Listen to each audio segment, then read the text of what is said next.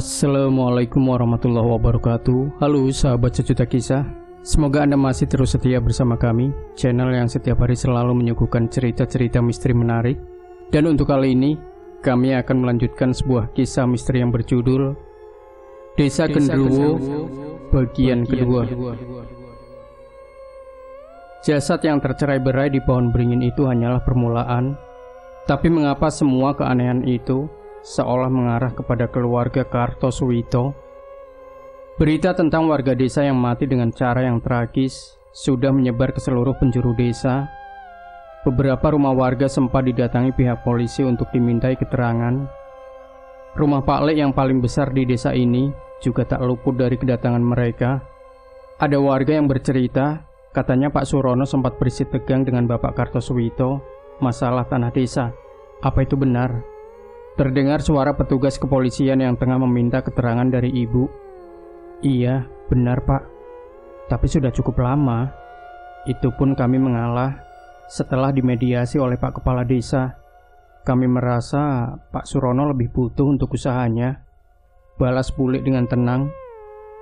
Pak polisi itu pun mengangguk sembari mencatat keterangan Bulik. Sementara itu aku memperhatikan ada beberapa polisi yang memeriksa sekeliling rumah. Mereka mengitari rumah besar ini sembari membawa kamera foto. Namun, entah mengapa mereka sama sekali tidak tertarik untuk menuju ke pohon beringin di belakang rumah. Menoleh ke sana pun tidak. Baik Bu, sepertinya keterangannya sudah cukup. Tapi seandainya Ibu atau Bapak mendengar informasi lain, Ibu bisa menghubungi kami ya, ucap polisi itu. Baik Pak, pasti saya kabari kalau ada petunjuk. Tapi apa Bu? Kalau boleh tahu, warga yang bercerita bahwa saya pernah bersih tegang dengan Pak Surono itu siapa ya Pak? Dari jauh, aku melihat sekilas ekspresi Bulik sedikit berubah, seperti ada rasa kesal yang disembunyikan. Oh, untuk itu maaf Bu, kami tidak bisa memberitahukan. Begitu ya? Baik, saya mengerti. Tak berapa lama setelah perbincangan itu pun, seluruh anggota polisi meninggalkan rumah ini. Aku, Bunga, dan Bayu pun keluar dari tempat mengintip kami dan menghampiri Bulik. Nanyanya kok begitu? Seolah-olah kita pelakunya saja, ucap Bunga dengan nada yang sinis. Gak gitu Bunga, polisi kalau nanya emang begitu. Kalau kita nggak salah, nggak usah takut, balas Bulik sembari mengelus kepala Bunga. Bayu takut sama polisinya, tanyaku. Bayu menggeleng sembari memegang rok yang kukenakan. Bayu takut sama pembunuhnya, ucapnya polos. Aku pun berjongkok sedikit dan mencoba menenangkan Bayu. Tenang saja, pembunuhnya pasti tertangkap. Pak polisinya hebat-hebat kok.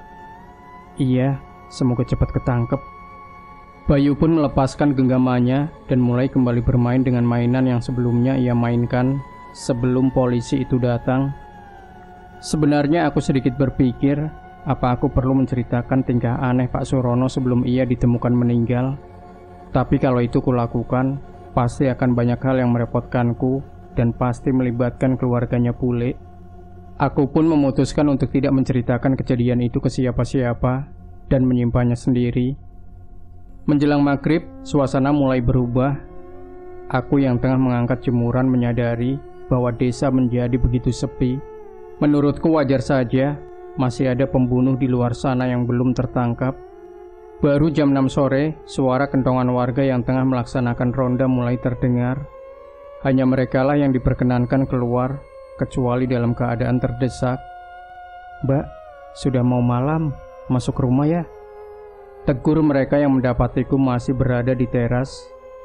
Nggih mas, habis ini langsung masuk. Aku pun mengangkat jemuran terakhirku dan segera masuk ke rumah. Tok tok tok, tok tok tok, tok tok tok. Suara kentongan itu terdengar berjalan menjauh. Hanya suara itu yang terdengar di desa saat ini. Suasana di dalam rumah pun ikut terbawa hening. Hanya suara televisi dan kami yang menonton dengan tenang. Tak banyak hal menarik di malam ini, dan kami pun memutuskan untuk tidur cepat. Mbak Kinan, temenin Bayu tidur ya. Bayu takut, pinta Bayu. Kamu kan sudah SD, Masa masih minta dikelonin? Ucap Bunga. Gak apa-apa Bunga, sekali-kali. Toh keadaan juga lagi begini. Wajar kok, balasku. Aku pun menemani Bayu untuk sikat gigi dan masuk ke kamarnya. Aku mematikan lampu kamar dan menggantinya dengan lampu tidur yang berwarna kuning remang agar Bayu bisa tidur dengan nyenyak. Sudah, ayo tidur. Ucapku pada Bayu yang masih berpura-pura memejamkan matanya. Iya. Aku memperhatikan Bayu yang sudah memeluk gulingnya. Sementara aku mengambil sebagian sisi kasurnya untuk meletakkan badanku. Mbak. Bayu memanggilku tanpa menoleh ke arahku. Kenapa Bayu? Nanti lewat tengah malam, biasanya ada yang datang. Nanti dikasih nampan yang ada di samping lemari saja, ucap Bayu. Aku setengah duduk menatap ke arah Bayu. Datang? Siapa Bayu? Namun ia tetap tidak menengok. Sebaliknya, ia malah terlihat benar-benar sudah tertidur. Apa mungkin Bayu sedang mengigau? Tak mau ambil pusing, aku pun memilih untuk ikut memejamkan mata dan menyusul Bayu untuk tidur. Krak, kerasak. Sebuah suara mulai mengganggu tidurku. Suaranya seperti suara hewan yang sedang menyenggol benda-benda di kamar. Aku mencoba mengabaikannya dan berharap bisa kembali terlelap, namun suara itu terus terdengar. Kerasak. Aku sudah mencoba cukup lama, tapi suara itu tidak kunjung menghilang. Pada akhirnya suara itu berhasil membuatku gagal untuk kembali terlelap. Aku pun ingin membuka mata dan mencoba mengusir makhluk itu. Tapi saat itu juga aku teringat perkataan Bayu sebelum ia tertidur. Lewat tengah malam, biasanya ada yang datang. Entah mengapa seketika aku merinding. Aku merasa bahwa sesuatu yang sedang berada di kamar ini bukanlah hewan seperti yang kubayangkan. Sosok mengerikan seperti di atas lemariku pun mulai terbayang di pikiranku. Aku pun memutuskan untuk tetap memejamkan mata dan berharap makhluk itu akan pergi bila aku mengabaikannya. Namun aku salah. Seolah menyadari bahwa aku terjaga, sosok itu mendekat ke arahku.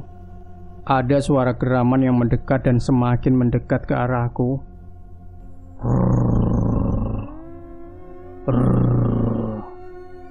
Suaranya seperti suara nafas hewan buas yang siap menerkam siapa saja di hadapannya. Aku tahu mataku tidak bisa tenang dengan sempurna. Makhluk itu pasti menyadarinya dan semakin mendekat diriku, hingga suara nafas itu kini berada tepat di hadapan mataku. Tak mampu menahan lagi, aku pun membuka mata berusaha menghadapi sosok yang hampir menempelkan wajahnya di wajahku itu. Tapi aku salah.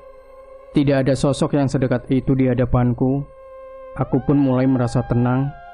Namun penglihatanku terhenti pada sosok yang berdiri di depan kasur di dekat kakiku. Bayu. Itu Bayu. Ia menatapku dari sana dengan tatapan sayu. Bay, ngapain di situ? Sini, tidur lagi. Ucapku sembari menepuk kasur di sebelahku. Tapi masih ada seseorang di sebelahku. Bayu masih tertidur persis di sebelahku. Lalu siapa sosok yang menyerupai Bayu di hadapanku? Wajahku pucat, nafasku begitu berat. Katanya dia mau tidur sama Mbak Kinan. Ucap sosok Bayu yang ada di hadapanku. Itu suara Bayu. Benar-benar suara Bayu. Kalau benar itu Bayu, siapa yang sedang tidur di sebelahku? Aku pun menyibakkan selimut yang menutupi sosok di sebelahku dan mendapati seorang anak berkulit pucat tengah berada di sebelahku. Ia menoleh dan mengarah kepadaku dengan wajah yang penuh lubang.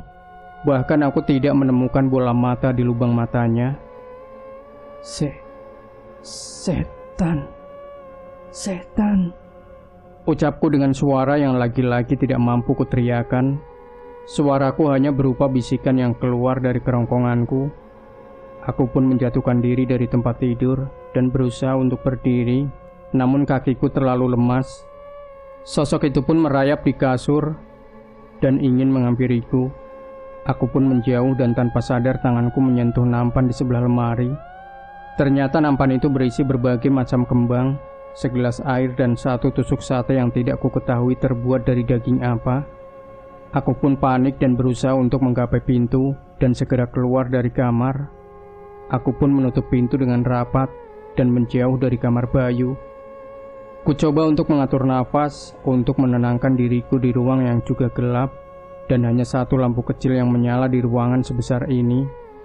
Aku ingin berlari ke kamar bule atau kamar bunga, tapi aku tiba-tiba cemas dengan keadaan Bayu. Bayu masih di sana sendiri dengan makhluk itu. Aku menelan ludah sembari mencoba kembali membuka kamar Bayu. Jelas aku tidak bisa meninggalkan dia sendirian di kamar.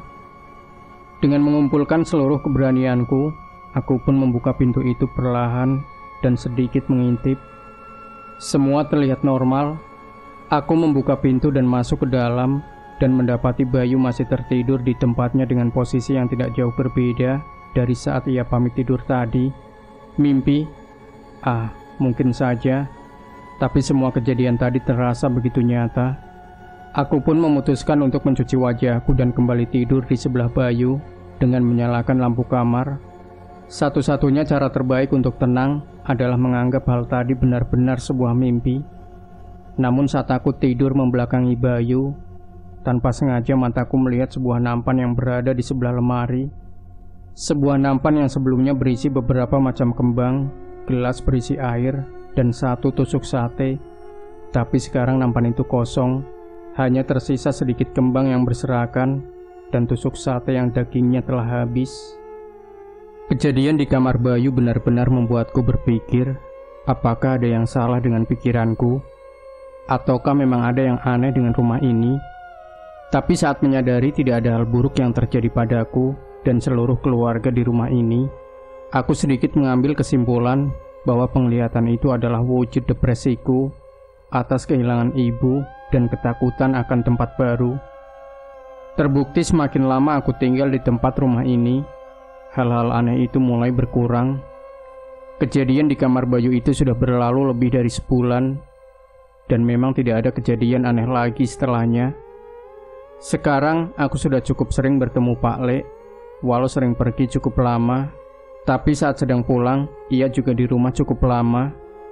Dari perbincangan mereka, aku menangkap bahwa Pak Le mempunyai bisnis sejenis kontraktor yang harus diawasi cukup lama. Tak hanya Bunga dan Bayu, aku pun turut senang setiap Pak Le pulang ke rumah. Walau berkumis tebal dan berjanggut seperti tokoh-tokoh galak, Pak Le begitu baik. Ia benar-benar memperlakukanku seperti Bunga dan Bayu tanpa membedakan. Satu hal yang pasti membuat kami senang, setiap pulang, Pak Le selalu memberi kami uang. Sesekali aku ingin sekali keluar dan menjajakan uang dari Pak Le.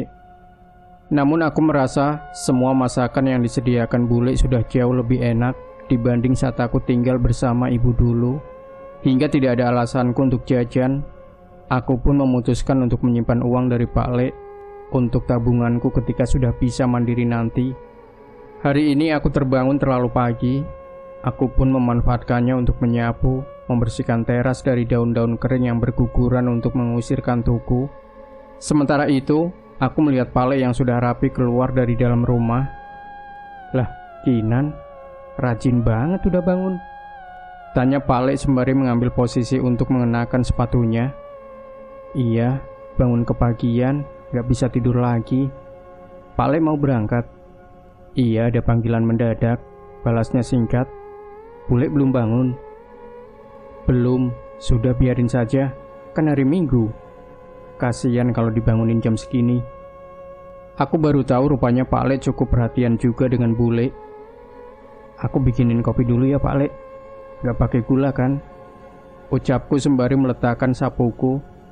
Gak usah Kinan, terima kasih. Pak Le pun berdiri memastikan sepatunya terpasang dengan nyaman. Aku mencium tangan Pak Le dan membukakan pagar, mengantar keberangkatan Pak Le dengan mobilnya. Ternyata, menjadi orang kaya tidak sepenuhnya menyenangkan. Entah seberapa banyak waktu yang Pak Le habiskan untuk bekerja, bila dibandingkan dengan menikmati kekayaannya. Setelah selesai membersihkan teras, aku kembali masuk ke dalam rumah dan bersiap untuk mandi. Bayu dan Bunga masih terlelap.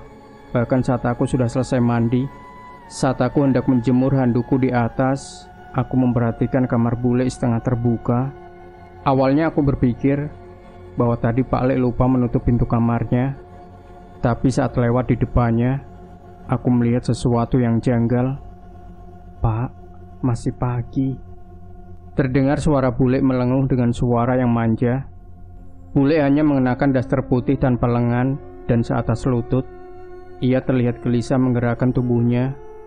Aku pun menggeser penglihatanku dan mendapati ada orang lain di kamar itu. Itu Pak Le.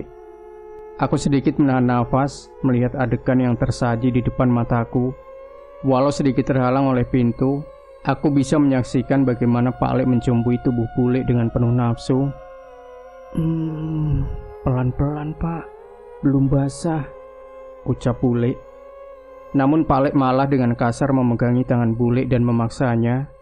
Ia mengangkat sedikit daster yang dikenakan oleh bule dan mulai menikmati bagian intim milik bule. Bule yang awalnya merasakan kesakitan pun perlahan mulai menikmati itu dan seolah kesulitan menahan diri. Ia pun melampiaskan kenikmatannya melalui desahannya. Aku mulai merasa bersalah melihat pemandangan itu dan ingin segera meninggalkannya. Tapi bukankah Pak Le sudah berangkat sejak subuh? Apa ia kembali lagi? Sebelum pergi dari tempat itu, aku kembali sedikit menoleh ke arah mereka. Dan tiba-tiba Pak Le menoleh ke arahku. Ia menyadari keberadaanku dan menatapku dengan tatapan kesal.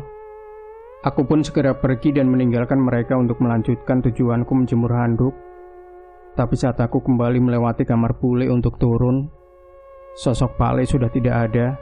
Hanya tersisa bule yang tertidur dengan tubuh yang lemas. Aku pun berjalan dengan sedikit cepat ke bawah dan mengecek ke garasi mobil. Dan mobil Pak Le tidak ada. Tidak mungkin Pak Le meninggalkan bule dan pergi lagi dengan mobilnya secepat itu. Lantas, apa itu tadi? Siapa sosok yang berhubungan dengan bule? Kejadian di kamar bule itu benar-benar menghantui pikiranku.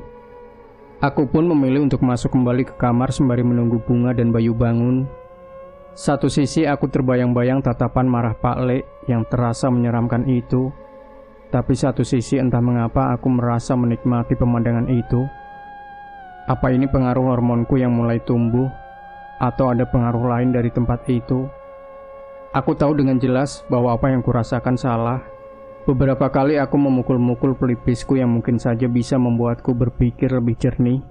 Namun, yang ada hanya rasa sakit yang menggantikan kebingunganku pagi ini. Bunga mengetuk pintuku dan mengabari bahwa Mbok Yatmi sudah selesai memasak dan mengajakku untuk sarapan. Di meja makan, Bayu sudah menunggu di sana, sembari memainkan mobil-mobilannya di meja makan. "Tuh, rajin kayak Mbak Kinan. Jam segini sudah mandi," ucap Mbok Yatmi. "Kan hari Minggu, Mbok. Santai sedikit nggak apa-apa," balas Bunga yang dengan santainya duduk di meja makan dengan hanya mengenakan kaos tank top dan celana pendeknya. "Yang nyapu teras kamu juga, Kinan?" tanya Mbok Yatmi. "Iya, Mbok. Daripada bingung mau ngapain." "Matur nuwun yo, Mbok jadi bisa langsung masak." "Iya, Mbok." Terdengar suara langkah kaki menuruni tangga. Bule turun ke bawah dengan rambut yang basah dan daster yang lebih panjang. "Pak Le sudah berangkat ya?" tanyanya. "Iya, Bule. Tadi ketemu sama Kinan," jawabku sembari terbayang kejadian tadi. Aku ingin bertanya tentang keberadaan Pak Le yang aneh tadi. Tapi itu artinya sama saja aku mengakui bahwa aku mengintip mereka berdua tengah berhubungan intim. "Pak Le berangkatnya persis habis subuh," ucapku lagi sembari berharap Bule bisa meraba maksudku. "Subuh? Bukan barusan?" Kali ini Bule mengernyitkan dahinya menatapku. Iya Bule, pas Kinan lagi nyapu teras. Coba aja tanya Pak Le," balasku dengan mantap. "Gak mungkin, tadi kan Pak Le habis..." Bule tidak melanjutkan ucapannya. Jelas wajah Bule terlihat cemas. Ia pun mengurungkan niatnya untuk makan bersama kami dan naik ke kamarnya lagi. Dari kegelisahan Bule, aku bisa mengambil kesimpulan bahwa ada sesuatu yang salah dengan kejadian tadi. Prak! Terdengar suara benda yang menghantam jendela rumah. Suaranya begitu keras dan mungkin saja bisa memecahkan kaca bila mengenai titik yang tepat. Spontan kami pun keluar mencari tahu asal suara itu. Saat mengintip keluar, Ada seseorang yang tengah menggenggam batu dan bersiap melempar lagi. "Jangan keluar, bahaya," tahan bule. Kami pun menurut, sementara Bayu gemetar ketakutan di belakangku. "Kartoswito, tidak usah pura-pura. Kau yang bertanggung jawab atas kematian Sarono," teriak orang itu. Ucapan itu sontak membuat kami bingung. Bagaimana orang itu bisa menuduh Pak Le, sementara Pak Le sedang di luar kota. Lagi pula cara kematiannya terlalu tidak mungkin untuk dilakukan orang seperti Pak Le. Bule pun sedikit mendekat dan menatap tajam orang itu. "Itu Pak Kasto. Aku bisa mengetahuinya dari suaranya dan apa yang kulihat dari sini. Ia memang tidak dekat dengan keluarga Pak D dan cenderung seperti sering menatap sinis.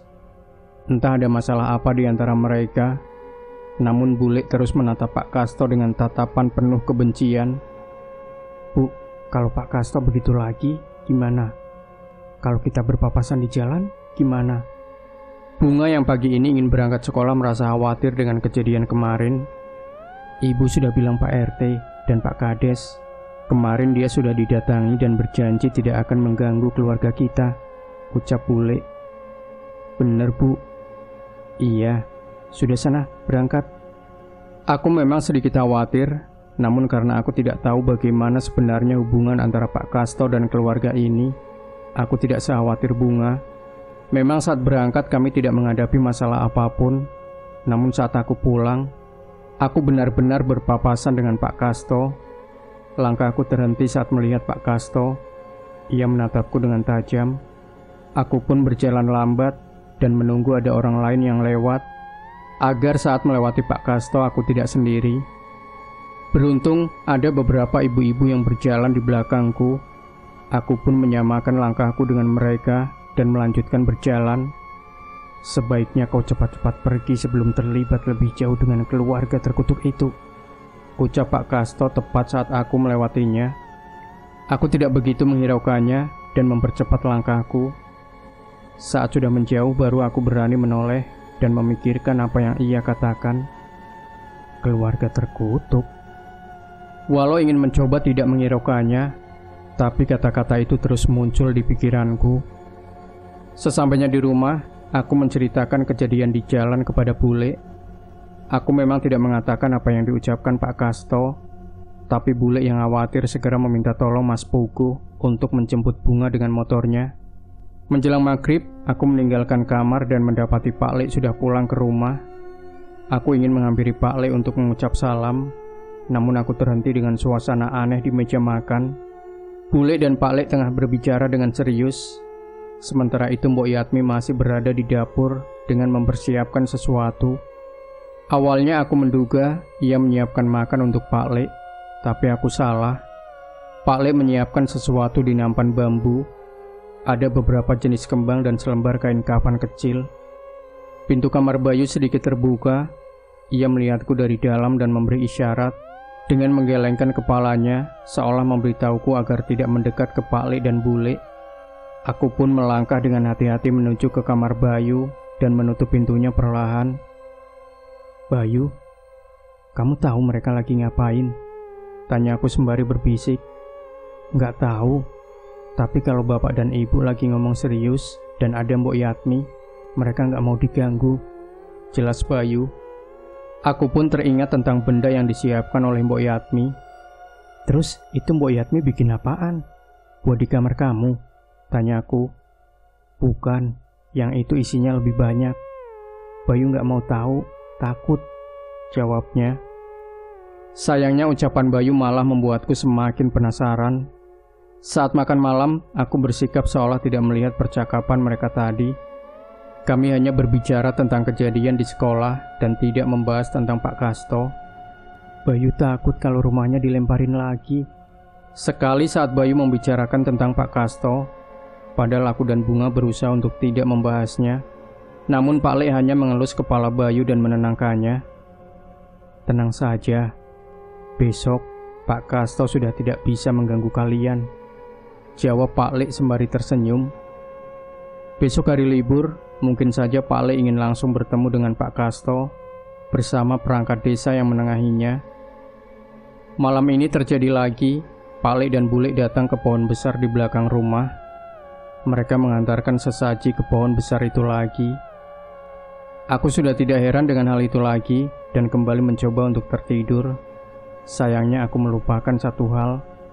Setiap Bule dan Pak Le mengunjungi pohon itu, dia pasti akan muncul tepat saat pintu lemari terbuka dengan perlahan. Aku segera menarik selimutku dan menutup wajahku. Aku yakin makhluk di atas lemari itu pasti akan muncul. Sosok itu beberapa kali menggoyangkan pintu lemari dan menggeram. Kali ini aku hanya berusaha menahan rasa takutku dengan menutup wajahku menggunakan selimut hingga sosok itu menghilang. Aku terbangun saat terdengar suara dentuman yang keras dari dalam rumah. Lampu kamar tidak menyala. Aku mencoba menyalakannya, namun tak berhasil. Sepertinya listrik di rumah ini mati. Aku pun segera meninggalkan kamar ingin mencari tahu asal suara itu. Tapi Mbok Yatmi tiba-tiba menahanku, sembari membawa sebuah lilin. Ia seolah berjaga di antara kamarku dan kamar Bayu.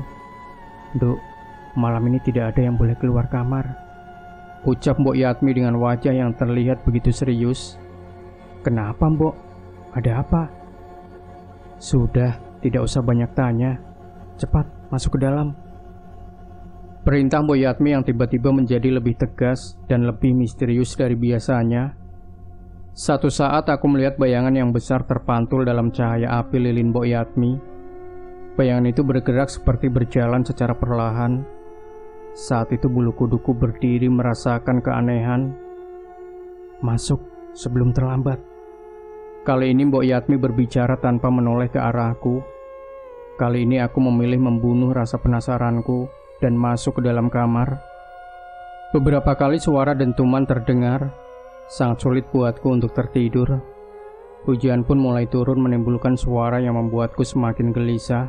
Suara hujan itu tidak seperti biasa. Terkadang suara seolah mereda dan kembali deras, tapi tidak seperti itu. Suara itu lebih mirip seperti ada sosok besar yang melintas dan menghalangi hujan jatuh langsung ke tanah. Tiba-tiba malam itu terasa semakin mencekam, apalagi saat daun jendelaku bergetar dengan sendirinya. Aku yakin sudah mengunci jendelaku. Apa mungkin sesuatu membuatnya longgar? Aku pun meninggalkan kasurku untuk memeriksa dan mengencangkan jendela. Namun baru saja aku menyibakkan kain gordennya, aku terjatuh. Apa itu tadi? Aku terjatuh saat melihat sesuatu dari kaca jendela. Ada sebuah mata besar berwarna merah dari makhluk yang merunduk, seolah mencoba mengintip ke dalam ruangan ini. Makhluk yang begitu besar, dengan bulu-bulu berwarna hitam. Walau hanya sesaat, aku mengingat wajah itu penuh dengan kulit dan bulu yang terkelupas. Rasa penasaran membuatku berdiri dan mencoba menyibakkan gorden itu lagi. Tapi kakiku gemetar. Bagaimana kalau sosok itu masih berada di sana? Aku pun memilih untuk menahan niatku dan menjauh dari jendela. Aku mengambil selimutku dan meringkuk sembari mengawasinya.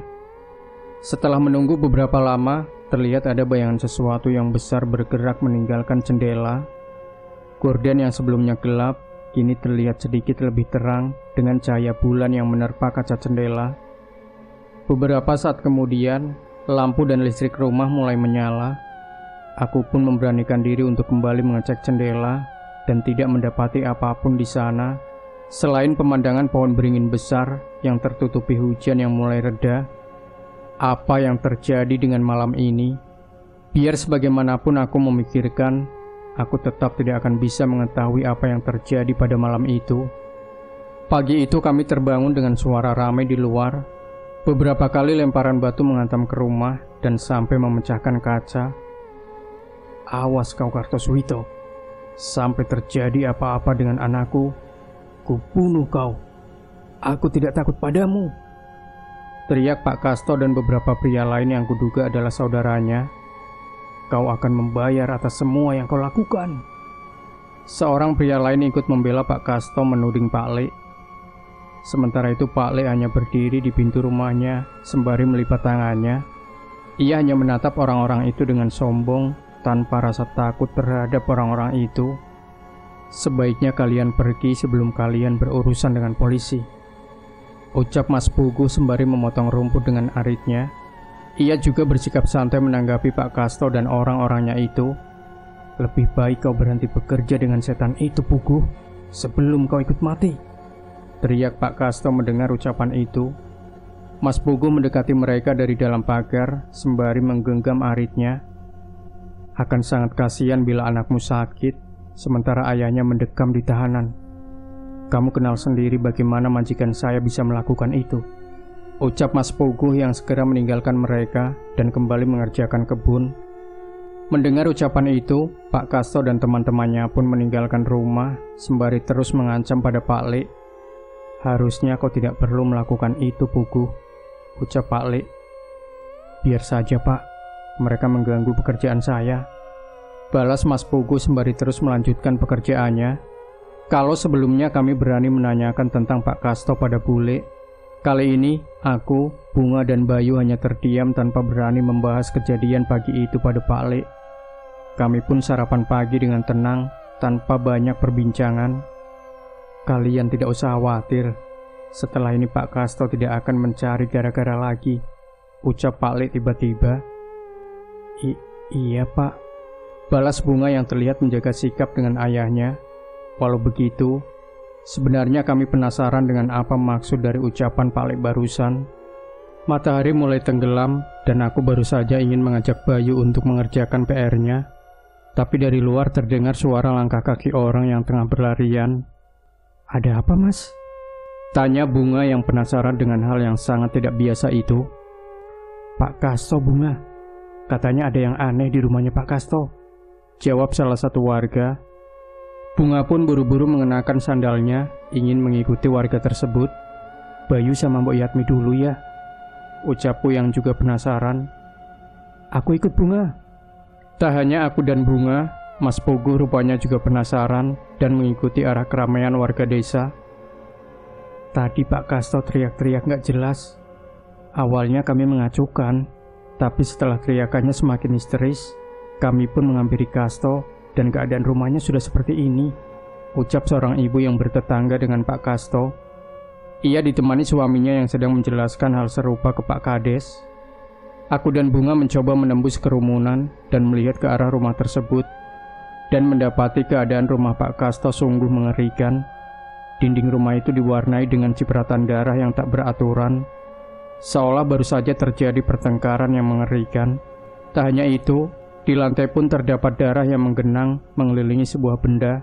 Ada tungku kecil yang digunakan untuk membakar kemenyan bersama sisa-sisa kembang yang berserakan. Bahkan aroma kemenyan masih tercium dari luar pintu dan jendela tempat kami mengintip. Bubar, bubar. Sebentar lagi polisi datang. Jangan merusak TKP, ucap Pak Kades yang memperhatikan warga yang semakin berkerumun. Pak Kasto meninggal? Gak tahu, tapi gak ada mayatnya. Anaknya juga ikut menghilang. Istrinya sudah menghilang lebih dulu beberapa bulan lalu. Kok aneh ya? Makanya jangan cari gara-gara sama keluarga Kartosuwito. Itu si Sarono sama Kasto, setelah bersih tegang dengan Pak Kartosuwito, nasib mereka jadi begini. Suara-suara itu terdengar dari warga yang berada di tempat ini dan belum menyadari keberadaanku dan Bunga. Saat aku hendak meninggalkan rumah itu, aku berhenti saat menyadari ada sebuah pohon beringin. Aku terhenti saat menyadari ada sebuah pohon beringin yang cukup besar juga di belakang rumah Pak Kasto. Pohon itu berbatasan dengan sungai kecil yang mengalir dengan tenang. Sebelum kembali ke rumah, aku menyempatkan diri untuk memutar ke belakang rumah Pak Kasto. Kinan, mau kemana? Tanya Bunga. Tinggal aja, Bunga. Pulang duluan saja sama Mas Pugu. Nanti aku nyusul, balasku. Kinan yang sudah merasa tidak nyaman dengan tempat ini pun mengiyakan ucapanku dan meninggalkanku. Pohon beringin itu tidak sebesar yang berada di belakang rumah, namun perasaan saat memandangnya tidak jauh berbeda, seolah ada sesuatu yang misterius di sana. Ada suara aneh dari atas pohon yang sulit kudefinisikan, tapi suara itu memancing rasa penasaranku untuk mendekat. Di atas pohon dengan akar yang menggantung itu, terlihat sesuatu yang tidak begitu jelas. Aku menajamkan mataku untuk memperjelas penglihatanku di gelapnya malam ini. Dan benar, ada sesuatu di atas pohon beringin itu. Tak dapat kupercaya. Aku gemetar dengan mata merah dari balik dedaunan yang menyadari kehadiranku. Sosok itu menoleh ke arahku sejenak dan kembali berpaling melanjutkan apa yang tengah ia lakukan, seolah tidak peduli kepadaku. Aku pun mendekat untuk melihat lebih jelas, namun apa yang ada di hadapanku jauh lebih mengerikan dibanding apa yang ada di dalam rumah. Di atas pohon itu, sosok makhluk besar yang mungkin tingginya 3 kali manusia normal, tengah mencabik-cabik dan menggigit tubuh yang bisa kukenali bahwa itu adalah Pak Kasto. Ia menggerogoti tubuhnya dan menarik tangan dari kakinya hingga terpisah. Aku menahan mual melihat pemandangan itu. Tak jauh dari makhluk itu, ada sesosok wanita berambut panjang tersangkut tanpa busana. Aku mengenali itu adalah tubuh dari anak perempuan Pak Kasto. Aku gemetar, tapi aku ingin segera berlari dan memberitahukan apa yang kulihat pada warga desa. Percuma, mereka tidak ada yang bisa melihat ini semua. Tiba-tiba terdengar suara nenek tak jauh dari tempatku berada. Aku menoleh dan mendapati seorang nenek yang sudah kurus, dengan rambutnya yang putih tengah bersandar di balik pohon sembari memandangi hal yang sama. Eyang siapa? Kenapa yang lain gak bisa lihat? Tanyaku bingung. Mereka adalah anak dan cucu Eyang. Aku semakin kaget, berarti nenek itu adalah ibu Pak Kasto. Mengapa ia bisa begitu tenang melihat pemandangan itu? Itu makhluk apa, Nek? Kenapa dia membunuh Pak Kasto? Aku penasaran. Nenek itu menghela nafas sebelum memutuskan untuk bercerita padaku. Gendruwo, anakku memeliharanya sepanjang hidupnya. Gendruwo. Aku setengah percaya mendengar cerita itu. Sayangnya apa yang kulihat di hadapanku benar-benar tidak terbantahkan.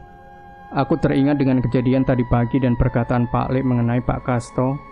Apa ini yang dimaksud olehnya? Eyang, apa ini perbuatan Pak Lekku? Tanyaku. Nenek itu menoleh ke arahku sebentar.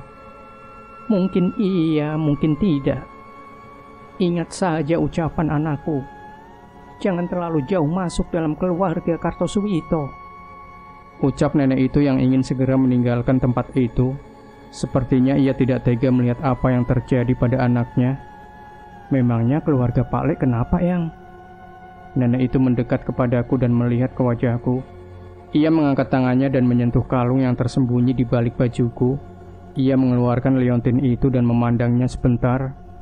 Setelahnya ia mengembalikannya ke dalam bajuku lagi. Yang Pak Lekmu lakukan jauh lebih mengerikan dari apa yang kau lihat sekarang. Nenek itu pun tidak melanjutkan ucapannya dan melangkah meninggalkanku menuju ke keramaian warga di depan rumah. Aku menoleh kembali sesaat ke arah pohon itu dan tidak lagi menemukan pemandangan mengerikan tadi. Mengapa aku bisa melihat pemandangan mengerikan itu, sedangkan warga desa tidak? Apakah memang ada yang berbeda dari diriku? Atau aku bisa melihat karena ada nenek itu di sana? Semua ini begitu membingungkan dan membuat aku berfirasat buruk. Sebenarnya, apa yang sudah Pak Lek lakukan? Nah, sahabat sejuta kisah, cerita ini masih ada 2 part lagi yang tidak boleh Anda lewatkan. Apa yang akan terjadi selanjutnya pada diri Kinan? Jangan lewatkan bagian ketiga dari sebuah kisah misteri yang berjudul Desa Gendruwo. Dan jangan lupa juga berikan komentar Anda, like, share video ini, subscribe channel Sejuta Kisah, dan kembali nantikan cerita-cerita misteri terbaru dari kami. Wassalamualaikum warahmatullahi wabarakatuh.